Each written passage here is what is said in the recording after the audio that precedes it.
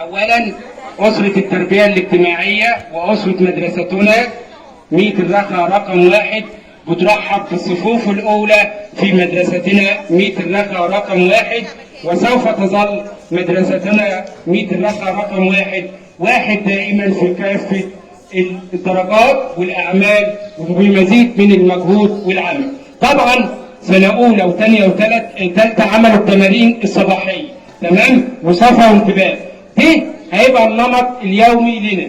في حاجه ثانيه مهمه هنعملها وهي النشيد الوطني يوميا وتحية العلم.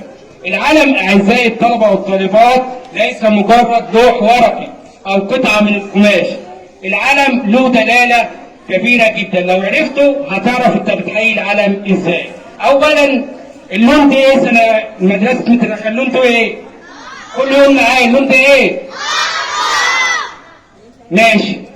اللون الاحمر مش معمول كده الوان وخلاص، له دلاله اعزائي الطلبه والطالبات مع حكايه علم مصر. اللون الاحمر بيدل على شهداء مصر عبر العصور اللي ضحوا حياتهم فداء لهذا الوطن. يبقى اللون الاحمر لون دم الشهداء والتضحيات عبر العصور من زمن الهكسوس مرورا بحرب اكتوبر وثوره 23 يوليو وغيرها من الانتصارات. يبقى علم اللون الاحمر يدل على دم الشهداء والتضحيات. طيب كله معايا، اللون الثاني ده لون ايه؟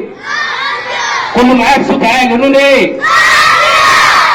بالعالي كده هو يدل على النقاء والصفاء والسلام زمن الرخاء بعد الحروب. يبقى اللون الابيض اعزائي الطلبه والطالبات بيدل على لون السلام والرخاء والمحبه بين الشعب المصري تمام كده.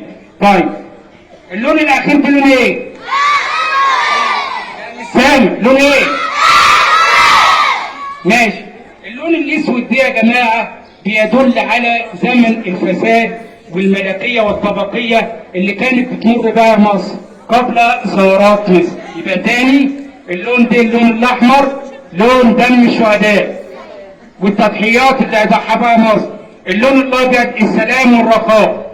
اللون الاسود زمن الفساد والطبقيه قبل قيام الثورات المصريه. طيب هو ايه اللي في الوسط ده؟